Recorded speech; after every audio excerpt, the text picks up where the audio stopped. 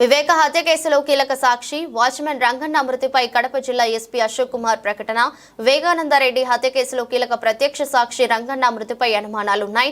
వివేక కేసులో కీలక సాక్షులంతా అనుమానాస్పద రీతిలో మృతి చెందారు. సాక్షులంతా వరుసగా మృతి చెందడంపై అనుమానం ఉంది. వివేకానందరెడ్డి గారి హత్య కేసులో ప్రధానమైనటువంటి సాక్షి అయినటువంటి పులివెందులకు చెందిన రంగయ్య, అప్పుడు వాచ్మెన్ గా పనిచేసినటువంటి వ్యక్తి, నిన్న సాయంత్రం 6:43 గంటలకి రిమ్స్ హాస్పిటల్ కడపలో చికిత్స పొందుతూ మరణించడం జరిగింది. నిన్న మధ్యాహ్నం 12 గంటలకు అస్వస్థతతో బాధపడుతున్నటువంటి అతన్ని పులివెందుల గవర్నమెంట్ హాస్పిటల్ తీసుకొని పోవడం జరిగింది.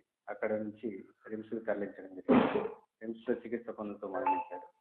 ఈ యొక్క వివేకానందరెడ్డి హత్య కేసులో ప్రధానమైనటువంటి ముద్దాయి చనిపోవడం హై ప్రొఫెషనల్ మర్డర్గా మనము అనుమానిస్తూ ఉన్నాము. దీంట్లో భాగంగా బ్యాక్గ్రౌండ్లో ఎవరి ప్రమేయం ఉంది, అదేవిధంగా ఈ అనుమానాన్ని అన్ని కోణాల్లో కూడా దర్యాప్తు చేయడం కోసము ప్రయత్నాలు చేస్తూ ఉన్నాము. దీంట్లో భాగంగా ఇంతకు ముందు కూడా ఇదే విధంగా ప్రధానమైనటువంటి సాక్ష్యం 2019 నుంచి 24 మధ్యలో 5 నుంచి 6 మంది చనిపోవడం జరిగింది. అందులో భాగంగా శంకర్ రెడ్డి 2019లో చనిపోవడం జరిగింది. అదేవిధంగా గంగాధర్ రెడ్డి 2022లో చనిపోవడం జరిగింది. వైఎస్ అభిషేక్ రెడ్డి 2024 సెప్టెంబర్లో చనిపోవడం జరిగింది. నారాయణ అనే వ్యక్తి చనిపోవడం జరిగింది. ఇప్పుడు రంగన్న 2025 మార్చిలో చనిపోవడం. ఇంతకు ముందు కూడా సాక్షులు చనిపోయిన క్రమంలో పోలీసులు వాళ్ళ చనిపోయారు, సిబిఐ వాళ్ళ ద్వారా చనిపోయారు అనేసి విధంగా అసత్య ప్రచారం చేస్తూ ఉన్నారు. దీన్ని అన్ని కోణాల్లో దర్యాప్తు చేస్తూ ఉన్నాము. దీని వెనుక ఎవరున్నారు, ఎందుకు ఇలా చేస్తున్నారు, ఆ ప్రధానమైనటువంటి కేసులో భాగంగా దీన్ని కప్పిపుచ్చే ప్రయత్నాలు ఏమైనా జరుగుతున్నాయా అనే అన్ని కోణాల్లో కూడా ఈ కేసుని దర్యాప్తు చేయడం జరుగుతుంది. దీనికోసం ఒక ప్రత్యేకమైనటువంటి టీంని ఏర్పాటు చేయడం జరిగింది. ఆ టీం సైంటిఫిక్గాను మిగతా అన్ని రంగాల్లో అన్ని డాక్యుమెంట్స్ని వెరిఫై చేయడం జరుగుతుంది. ఆ కేసు ఇన్వెస్టిగేషన్ని త్వరితగతిన కంప్లీట్ చేయడం జరుగుతుంది. అంటే ప్రధానంగా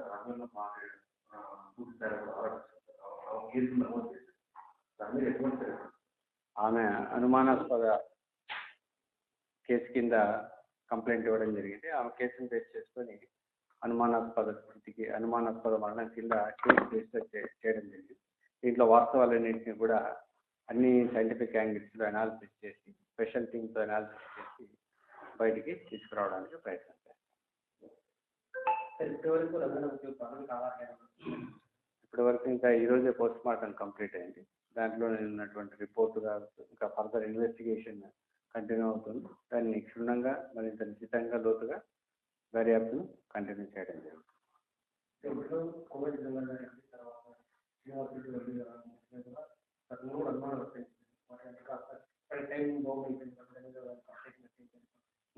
దాన్ని యాంగిల్లో కూడా వెరిఫై చేస్తాం. ఇంతవరకు ఎవరైతే చనిపోయారో ఆ దర్యాప్తు కంటిన్యూ అవుతుంది. ఆ వాటికి వీటికి ఉన్నటువంటి సంబంధాలు, ఈ సీక్వెన్స్ ఇవన్నీ కూడా కంటిన్యూ చేయడం జరుగుతుంది ఇన్వెస్టిగేషన్లో భాగంగా. దీని వెనక ఎవరున్నారు, ఎవరైనా ఉన్నారా అన్న ఆల్రెడీ ఆ వివేక హత్య కేసులో ఉన్నటువంటి ముద్దాయిల ప్రమేయం ఏమైనా ఉందా అనే యాంగిల్లో కూడా ఈ కేసుల యొక్క దర్యాప్తు కంటిన్యూ అవుతుంది.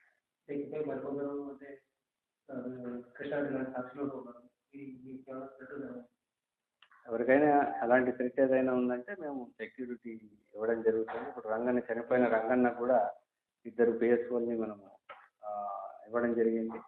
అప్పటి నుంచి ఇప్పటి వరకు కంటిన్యూ అవుతుంది. ఇంకా ఇప్పుడు కూడా ఎవరికైనా అలాంటి థ్రెట్ ఉందని భావిస్తే ఖచ్చితంగా వాళ్ళకి అన్ని రకాల రక్షణ, సహకారం, సెక్యూరిటీ అందించడం జరుగుతుంది.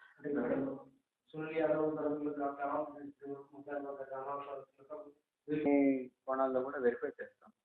ఆ యాంగిల్స్ కూడా దీంట్లో ప్రధానంగా మనం కాబట్టి సాక్షులు ఎందుకు చనిపోతున్నారు, దీని వెనక ఏమైనా ఉందా, ఏ కారణాలతో చనిపోయారు, ఏ పరిస్థితుల్లో చనిపోయారు అనేటివి ఆరోగ్యకరమైనటువంటి కారణాల వెనుక 5 సంవత్సరాల్లో 5-6 మంది చనిపోవడం అనేటటువంటి ఒక విస్తుగొలిపే విషయంగా భావిస్తూ దర్యాప్తును కంటిన్యూ చేయడం.